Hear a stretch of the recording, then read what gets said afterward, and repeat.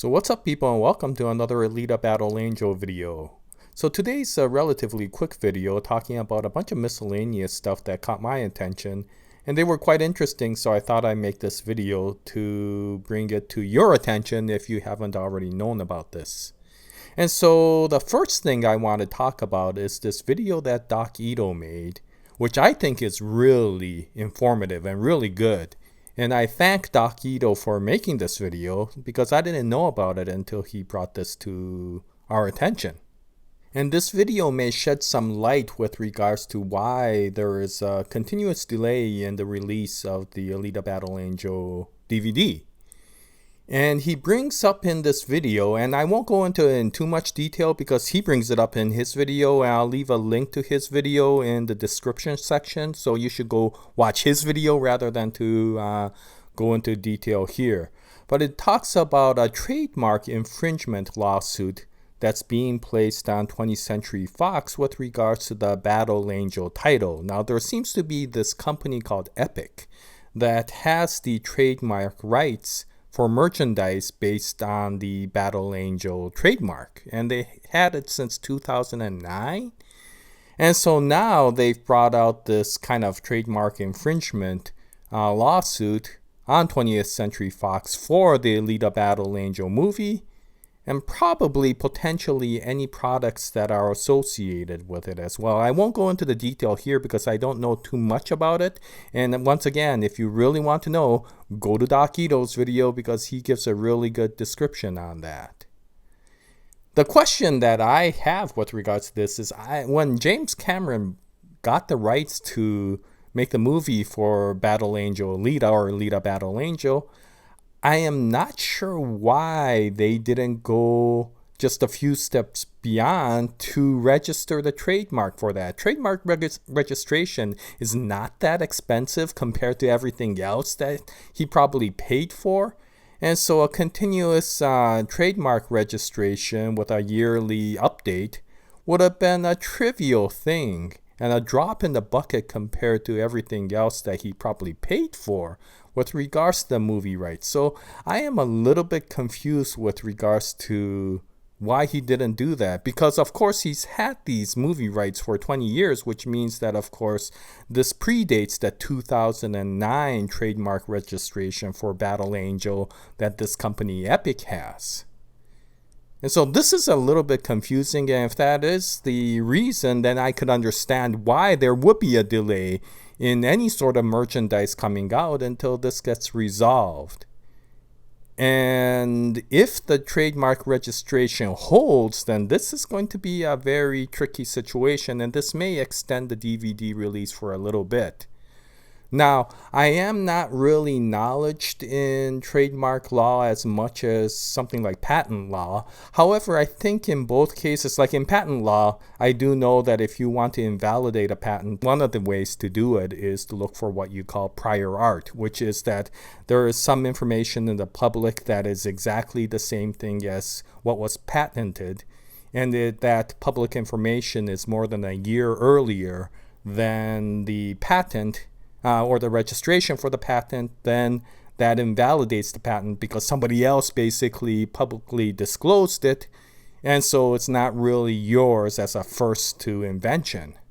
And I think, although I'm not as familiar with trademark, I think there is a similar sort of clause called first to use with regards to trademarks. And so if there was another trademark, or not another trademark, but a public branding of a name that's before the trademark registration. I don't know whether it's a year before or whatever, but if there is a public name that has been used with regards to that, then I think you can use that first to use argument to say that somebody else has used it. Now, the thing I don't know, for example, with first to use is, do you have to be the one that actually was the person that, or the entity that used that brand first, in which case James Cameron does not have anything earlier than Alita Battle Angel, especially back to 2009 with regards to public use. However, I think one thing that may save this situation is, of course, the Battle Angel OVA that came out, I think, in early 2000. And I think the Battle Angel Alita original comic in English that came out, I think, in the 1990s. So those are very much predating of the 2009 Battle Angel on Trademark. And because of that, they may have a good standing on that. And even if there, it needs to be that there has to be a relationship between Alita Battle Angel, the movie, and these previous branding, of course there is, because of the fact that Battle Angel Alita and Battle Angel the OVA is basically both based upon the licensed source material from Yukito Kishiro of Gunmu, and so is Alita Battle Angel. So all three of these items will be licensed back to the original source material, and so there may be a tie that can be put between the original Battle Angel Alita branding of the comic, the Battle Angel branding of the OVA, and of course the recent Alita Battle Angel branding of this movie. So there may be a first to use argument that can be used, and if that's the case, then there may be a way to get out of this whole tricky situation. Once again, I still don't know why James Cameron didn't go one step further to trademark this when he bought the movie rights, because I think he also got the website, the URL name around that time. So yeah, that's confusing. But in any case, I'm not going to go too much into this. The trademark lawyers that are associated with 20th Century Fox or Disney or James Cameron are probably busy at work trying to resolve this situation. But in either way, whether they have a strong standing or not, and even if they have a strong standing, they do have to go through the formal process of, making sure that that lawsuit gets pulled back or invalidated, probably before they can move forward with any sort of merchandising using the Alita Battle Angel trademark. Yeah. So in any case, that is probably a very big possibility of why there is a delay in this DVD. And I really appreciate Doc Ido for bringing this up. Now, he also has a recent video that talks about the most recent update to the DVD release coming to be about July. So maybe, a lot of things are getting wrapped up with regards to this lawsuit. They see an end in sight, and so maybe they're updating the dates, because I've heard that there are some information with regards to places like FYE and others which are starting to take pre-orders again. So yeah, I'm going to keep hopeful with this, and considering the fact that, once again, Alita Battle Angel is tied to Gunmu, which already had a US release of Battle Angel Alita the comic and Battle Angel the OVA way before this trademark registration for Epic, there may be a good ground for them to stand on to invalidate that trademark lawsuit. Okay, so moving on to the next topic, which is yet another video by a YouTuber named Revan. He made a very interesting video with regards to the story Battle Angel Alita, which goes beyond actually the story in Alita Battle Angel and goes into the comic book story. So I will warn people that there are spoilers associated with this if you've only watched the movie and haven't read the original series. But it is a very interesting video for anybody who has read the original series. And once again, I'll leave a link in the description section of this video. And for anybody who's read the original series, I would suggest you look into this and see if you can respond to some of his questions. This is with regards to Destinova and another character which I won't name to avoid spoilers, because this character has not come out yet. But for any comic book reader, you would know this character. Because he creates a tremendous amount of chaos in the story. But in any case, it's this gentleman, this psychometric gentleman. And what is the true relationship between this character and Nova, because of course in the comic there is some link associated with Nova and this character. But Revan brings up some very, very interesting points that question whether that link is really an honest relationship between this character and Nova. Or is there an underlying separate, different link associated with this character? And so, yeah, I would suggest that you look at it. I found this to be very interesting when he made comments associated with this topic in the comment section of some of my videos, and it was so interesting that I wanted him to make this video. He was nice enough to make the video, and I went and commented myself on that. But I know there's a lot of really expert Gummu and Battle Angel Alita readers out there, a lot more knowledge than I am.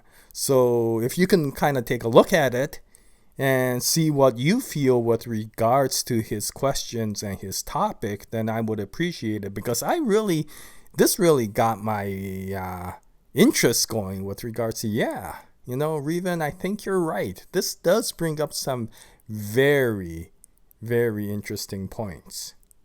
So in any way, once again, I'll leave a link to that particular video, and take a look at it.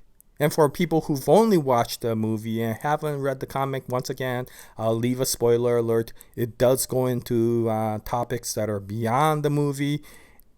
And also it brings in a character that may come out in the future, but that has not been introduced yet. So if you're not, if you're wary on getting spoiled, then I would suggest that you, avoid this particular video.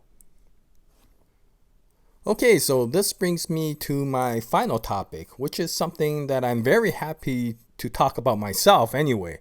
I was looking around on the web, for nearby theaters, and lo and behold, I found out that a theater near me started showing Alita Battle Angel again. And this is one of those theaters, those theaters that have...